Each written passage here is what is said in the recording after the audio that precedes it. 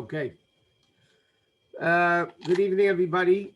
Tonight's Wednesday night, so it's Halacha and Tanya. Tonight's class is sponsored by Mrs. Carmeli for her mother's yahrzeit. Miriam Bas Yaakov Achana was 2 days ago, I believe, and the Nisham should have an aliyah, so she's sponsoring the class, Le'ili Nishmas, her mother. In addition to that, it's a very special day today. Tonight and tomorrow's Chag Beis Shvat, which is the yahrzeit of the Rebbetzin Chayamushka, the Rebbe's Rebbetzin. So it's really a very, very special day. But we're still going to do the learning because that's what you need to do. You need to learn and do other things also. Okay, so in Shulchan Aruch, we're up to the dinim. Last time we were learning, last Wednesday night there was no class, but we're learning about Lashon Hara and mockery and joking and taking revenge and all those types of things. These are halachas in Shulchan Aruch. It says, the heading of it is that all the intent of a person should be for Hashem, Hashem Shemayim. And in Kitzur, he quotes the Gemara. The Gemara says in Brachis that there's a small parsha, he calls it. It's actually a few words. That the whole essence of Torah is based on that. And that is, the pasuk says, B'chol derachecha da'ehu. In all your ways, you should know Hashem. It's a pasuk in Mishlei. Shlomo Melech says, in all your ways, you should know Hashem. And the meaning of that, Chazal say, mitzvahs are not your ways. Mitzvahs are Hashem's ways. The mitzvahs Hashem. B'chol derachecha da'ehu actually means in your personal life, meaning you're eating and you're sleeping and you're doing business and whatever you're doing, you have to know Hashem in everything that you do. And in Chassidus, it's explained that relationship with Hashem, that closeness that you have Hashem to eating and sleeping and business and exercise, whatever it may be, things that are not mitzvahs, those things create a greater connection to Hashem than actually mitzvahs do. Because it's dealing more with worldly things. You're not elevating worldly things that Hashem made holy by making a mitzvah out of it. But b'chol derachecha, in your issues, your ways, everything you need to do, you have to know Hashem. Now, what does that mean? So now in Kitzur, he elaborates on each number of things, what it means, so to speak, to serve Hashem. So he says, for instance, eating and drinking. Okay? How do you serve Hashem with eating and drinking? So he says it's obvious that you're not allowed to eat or drink anything forbidden. I mean, that's a given. That's biblically forbidden to do. He says even things which are kosher. A person has to sanctify themselves even in those things which are permissible. The pasuk says, Kadeshim tihiyu, you should be holy. And Chazal say, Kadesh, now the Rebbe quotes it in Tanya, Kadesh es atzmacha b'mutulach. You need to sanctify yourself with those things that are permissible. Meaning, like it says in Shulchan Aruch, in Halacha, just because you're allowed to eat the food doesn't mean you should eat like pardon the expression, a fresser, or a person that's just a guzzler and a fresser that's there. Like we said many times, there's a difference whether you eat to live or you live to eat. He's talking about eating to live. A Jew needs to eat in order to live, to serve Hashem. But there are people that live to eat. Their whole life is about eating. Now, even if they're not hungry, they're not thirsty, they really don't even need the food. They'll eat it anyway. A person should eat according to Halacha in order to be able to serve Hashem, to be healthy. And therefore, there was an expression Chassidim used to say about this, and they say it's in Yiddish, but I'll say it in Yiddish and translate it. Was metar nicht, tar mir nicht. Und was me meg, darf mir nicht. Meaning, what you're not allowed to, you're not allowed to. And what you are allowed to, you don't necessarily need. Just because something is permissible doesn't mean you have to guzzle it up and fresh it up on the expressions.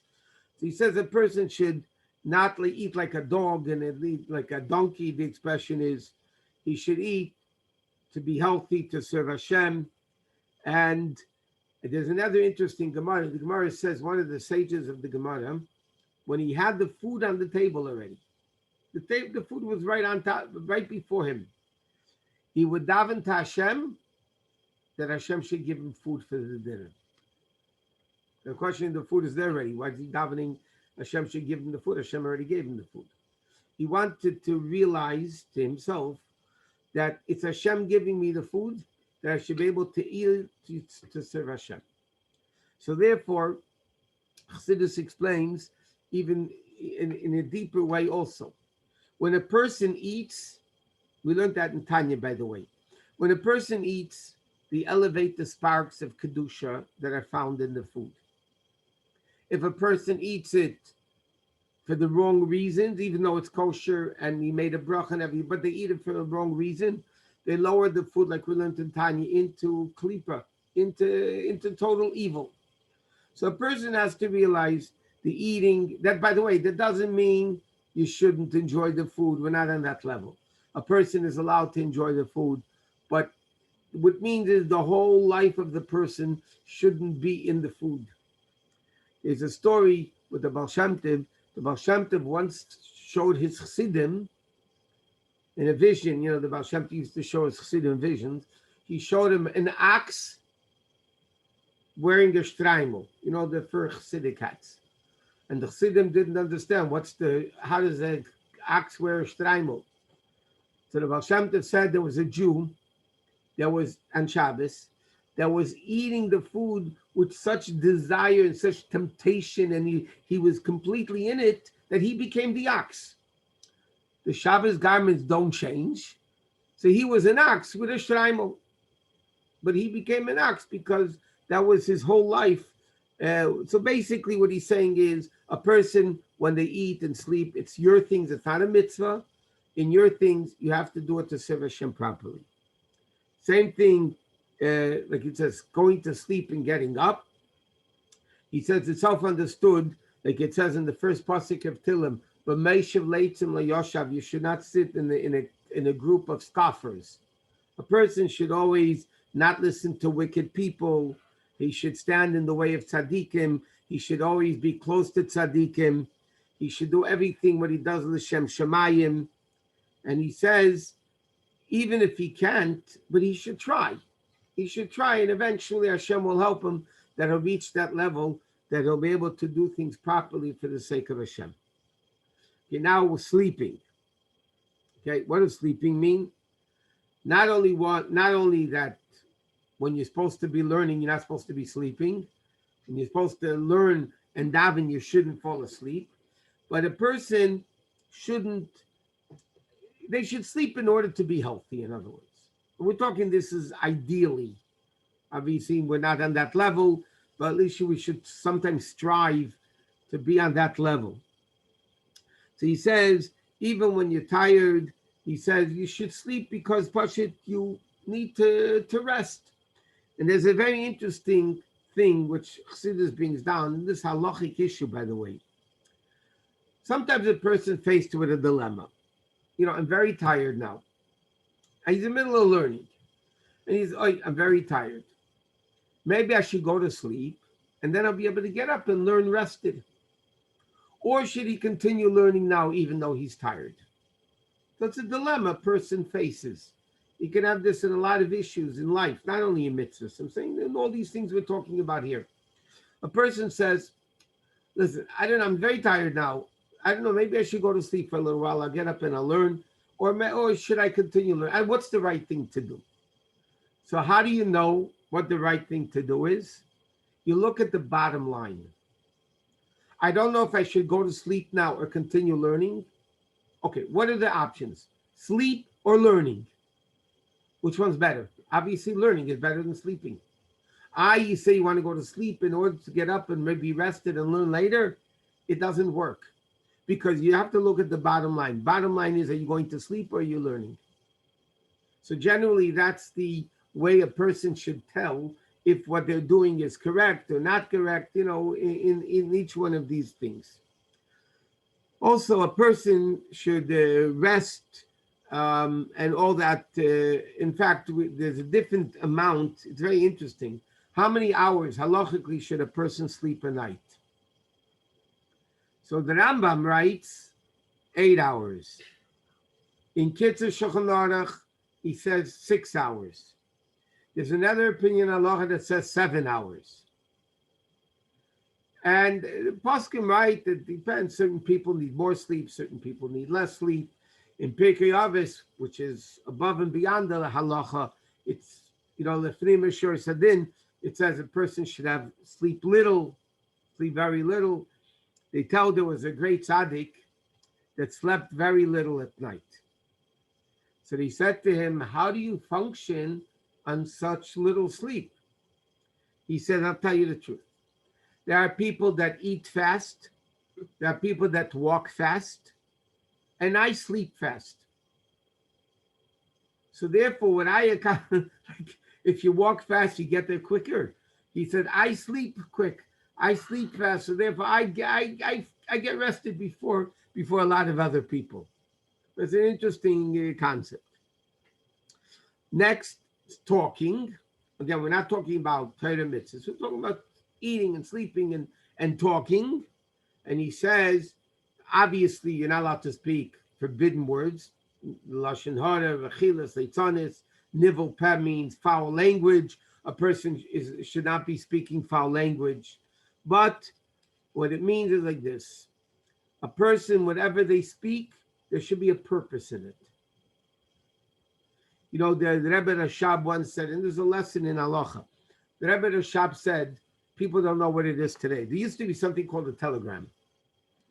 When you had a telegram, you were charged per word. Remember those people? The older generation would remember when you sent a telegram somewhere, you were charged per word. And therefore, when you wrote a telegram, every word was reckoned for. You didn't put in extra words because it cost you extra money.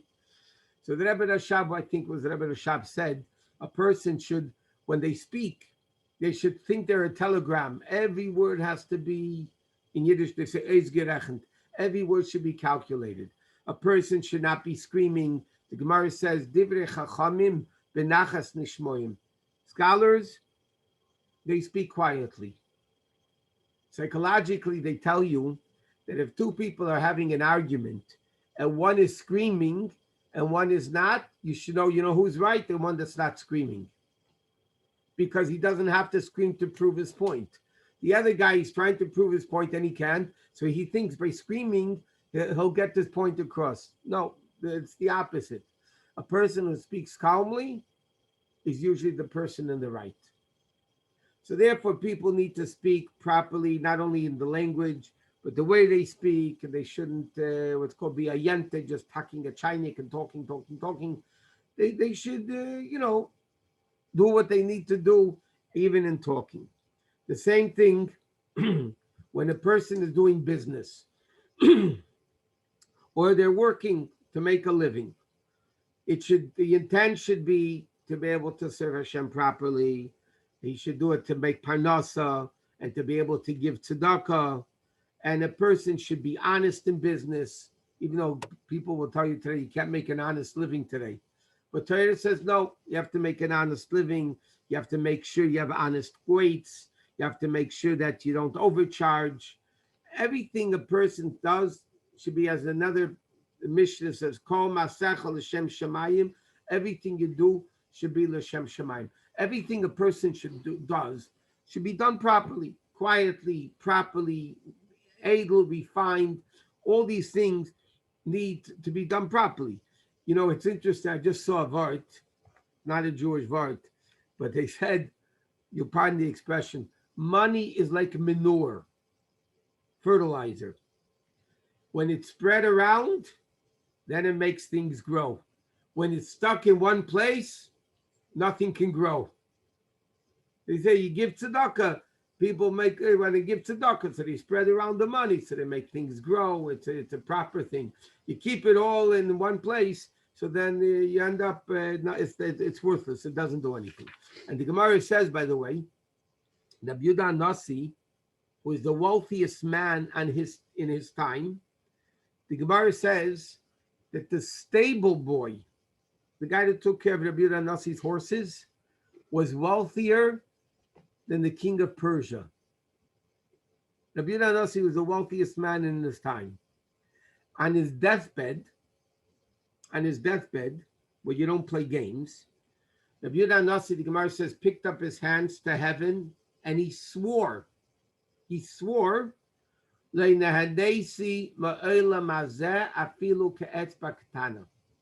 didn't benefit from this world, even a small finger's worth. Question is, Rabbi Yehuda Nasi, the Gemara says, had the most expensive food, had the most expensive houses, he had the most expensive service, everything. But what he means, Rabbi Yehuda Nasi did everything of his wealth to be able to serve Hashem properly. The Gemara says, Isha no, by dira no, kelim noim, marchivim daita shalodom. The Gemara says, a beautiful wife, a beautiful home, a beautiful appliances or furniture, whatever you want to call it, broadens the mind of a person. So a person should realize the purpose of his money is to be able to serve Hashem properly, not to be able to get on the Fortune 500 list or whatever it may be. So therefore, these are things that this Siman basically in Shulchan Aruch says that you need to do everything, not even things not of Torah mitzvahs, even things b'chol d'rachecha, things that apply to you, eating, sleeping, business, exercise, all those things should be done properly for the sake of Hashem. By the way, it's also important to understand, exercising is to be healthy. That's the next thing we're going to learn. A person has to be healthy to be able to serve Hashem properly. So it's very important for a person to be healthy. A person needs to exercise. Any doctor will tell you you need to exercise. But there's a difference between exercising to be healthy or to exercise to worship your body. There's a big difference if a person wants to exercise because he wants to be healthy. He wants to be able to learn and to daven and raise children and they give tzedakah and do all the things that a Jew is supposed to be doing. So then, yes, as we'll learn right away in the next halacha, a person has to be healthy to serve Hashem. God forbid sick people can't serve Hashem. So a person needs to be healthy. The person has to be healthy. But there's a difference between doing that and serving your own body. Worshiping your body have to be exactly fit and trim and all that. There's a big difference. One is b'chol d'rachecha do'eu, and one is not b'chol d'rachecha do'eu. So people need to be healthy. By the way, as we're learning, the next siman here is person has an obligation, excuse me, to be healthy in a natural way. You're not allowed to rely on miracles to be healthy. A person has to be healthy. Therefore, but what happens, God forbid, and this is also a very important thing to know. What happens, God forbid, if a person is not well? Okay? So the question is, so Hashem is not letting them serve him properly because you can't do what you can do. If you're sick, you can't function properly. But over there, what Hashem wants is that Hashem doesn't want you then to serve Hashem the way a healthy person does. Because, and the proof of it, Hashem made you that you're not healthy. We're not talking about a person negligent in their health. That's a different story.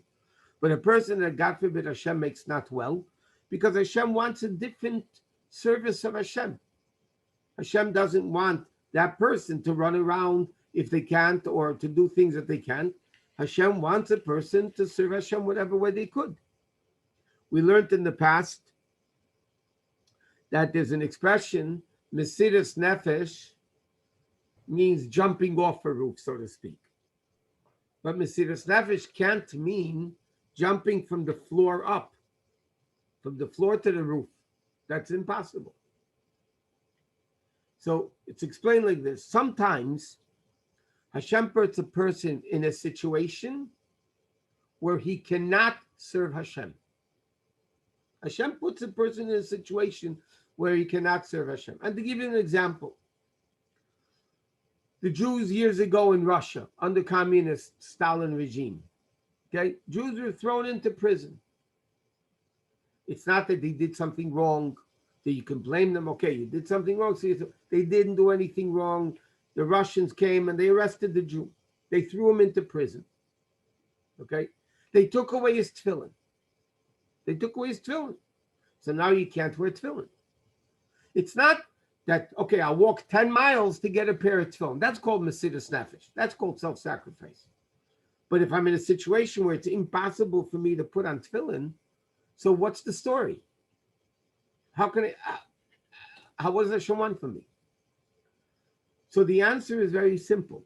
Obviously, Hashem does not want you to put on tefillin because he put you in that situation where you cannot put on tefillin. So Hashem doesn't want you to put on tefillin. What does Hashem want? What Hashem wants is that you should feel bad that you can't put on tefillin. Not to say, okay, listen, I'm in prison, there's no tefillin, okay, so I'll be able to sleep longer. I can sleep longer, I won't have to waste time davening. What Hashem wants is that a person should feel bad. Obviously, Hashem doesn't want you to put on tefillin because Hashem put you in that situation. You didn't put yourself in it. Hashem put you in a situation like that. So obviously, you cannot put on tefillin. Hashem doesn't want you to put on tefillin. What does Hashem want? That you should feel bad. The same thing, this applies to men, obviously, because women don't do Kiddush Levana. Okay, in LA, we don't have a problem usually with Kiddush Levana because usually even during the winter, there are clear nights. But if you go to Russia, or those places where the winters are winters, and the whole winter it's cloudy and it's snowing and there's absolutely no moon, no Levana, you don't see a Levana. Okay? So now the question is like this. Okay, there's no Levana. So a person's attitude could be, listen, Hashem doesn't want me to do Kiddush Levana. I won't do Kiddush Levana. What's the big deal? But there are chassidim like Rabbi Hillel Paracher, that there was one time, the winter, there was no Levana, and it was the last night. He wrote a pidyon. He wrote a letter to the Tzemach Tzedek. And he said, Rebbe, do something because I will not be able to survive if I can't do Kiddush Levana. He was a very holy Jew. He says, Rebbe, if you don't do something, I'm going to die. I won't be able to handle the aggravation of not being able to do Kiddush Levana. That's what Hashem wants. So even if, God forbid, Hashem, whatever it is, that Hashem puts us in a situation where it's impossible to do a mitzvah, it's because we should know we shouldn't get depressed. What Hashem wants is that we don't do that mitzvah now. That's what Hashem wants. The same God that says put on tefillin, the same God says to you right now, you don't put on tefillin. What does Hashem want though? That we should feel bad that we can't do it. Okay, next. Okay, so we need to be healthy. Therefore, halachically, a person is not allowed to do things that are unhealthy. Everybody does. That's a question you worry about some other time. So Hashem created the person. He gave us natural things, so to speak, the body temperature and our body physical makeup. And we need to do things that are proper. And it's interesting because the Rambam, when he speaks about the diet, the Rambam has a diet in his books. In Rambam, the Rambam has actually a diet. And he says, if you follow my diet, the Rambam says, I promise you, you'll never be sick a day in your life. That's what the Rambam writes. Lepoel, the later codifier is right, that not that the Rambam's Chas V'Shalom not correct, but the body of the human changed. We know, years ago, a woman that nursed never got pregnant. Today they get pregnant. There's a lot of changes in the human body. The Rambam says you should never eat fruit. Don't eat fruit. It's not good. Today we know fruit is healthy. It's not Chas V'Shalom that the Rambam was wrong. But the Rambam, in his times, that was what was healthy. And therefore the Rambam says this is the way a Jew has to live. So, in fact, according to Halacha, Shulchan Aruch says it's forbidden to live in a city where there's no doctor. It's halachically forbidden to live in a city where there's no doctor. Why? Because normally a person gets sick, and if there's no doctor to cure you, you're putting yourself in a situation that's unhealthy. And a Jew is not allowed to do anything unhealthy. So therefore it's forbidden halachically. to put a person in a situation that there's no doctor. In fact, there's another interesting story. When the previous Rebbe was coming over from Europe to America in 1940, he came to live. The story is the previous Rebbe got very sick on the boat. He became very sick on the boat. And there was a Yiddish doctor on the boat that cured the previous Rebbe. He cured him, he took care of him, he got him healthy. Afterwards, now listen to this, it's called the derher, a feeling of the Jew. Afterwards, the doctor came to the previous Rebbe and said, I'm asking you forgiveness. He said, why are you asking me forgiveness? You saved my life. I mean, you saved me. Why? He said, because if I wouldn't have been on board, you wouldn't have gotten sick. Why? The only reason Hashem made you sick was because you were able to become healthy through me. But if I wouldn't have been there, Hashem wanted you healthy, so you wouldn't have gotten sick. So the only reason you got sick is because I was on board that was able to heal you. So therefore, he asked the previous Rebbe forgiveness that he, so to speak, he made him sick because otherwise he shouldn't. So I'm not going to go into all the details that the Kitzur quotes from the Rambam, but generally speaking, a person should not eat a lot before going to sleep. I mean, that doctors will tell you. Sometimes you have to eat certain foods. Sometimes you don't eat certain foods. Certain foods, it says in Halacha, you don't eat because it makes you forget your learning. Like the heart of an animal, the heart of a bird, you shouldn't eat from a place where a mouse or cat ate from, because again, it makes you forget your learning. It says if a person eats a lot of olives, the Gemara says like this: Haragol b'zeisim. If you eat a lot of olives, it forgets your learning. If you eat a lot of olive oil, it makes you learn a lot. So therefore, it says if a person wants to eat a lot of olives, they should put a little olive oil on it. So then the combination of both opposite things together, you're okay. That's what it says in Halacha. It's a very important thing, by the way, halachically, to eat breakfast. This din the Alter Rebbe also brings down in Shulchan Aruch. A person should train himself to eat breakfast. Rabbi, I think the young kid wants to ask you a question. He has You want to ask a question? Yeah.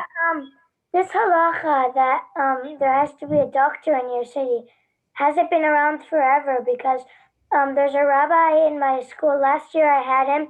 He's known in my school for telling stories, and in a few of his stories, he said someone got sick, but there was no doctor in their city. Like it was about Jews, and there was no doctor in their city, so they had to go to a different city to get the doctor and ask him to come. Yeah, that's true. But the proper thing is not to live in such a city, because you see, by the time they got to doctor, it might have been too late. So yeah, there were Jews that had no choice. They lived in villages. There were no doctors. Villages, little villages sometimes didn't have a doctor because there were very few people there.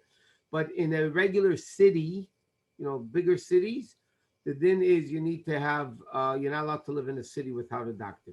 It's just not a good idea. It's not Kabbalah. It's just the bottom line is that you might get sick, God forbid, and you won't have somebody to heal you. There's a story in the city of Lubavitch. There's a Jew that became in the time of the Tzemach Tzedek, there's a Jew that became very sick.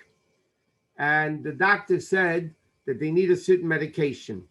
And the medication was at a pharmacy outside of Lubavitch. So the doctor prescribed the medicine for that person. Tzemach Tzedek said they should desecrate Shabbos and go and get the medicine from a different city on Shabbos. So somebody went over to the Tzemach Tzedek and said that the person's going to die anyway. It's not, that he's going to get all better. So you're just extending the life. So he's asked the Tzemach Tzedek, should you desecrate Shabbos just to extend the life a little bit? And Tzemach Tzedek answered him, you have no idea how precious it is by Hashem every second that the neshama is in the body. And therefore, halachically, even if it's a question what's called chayisha, even if it's a question of a person just living a little bit more, halachically, you have to desecrate Shabbos and save the person's life. I didn't realize it's already after 8:30. Okay, we're going to stop halacha. Now we're going to go to Tanya.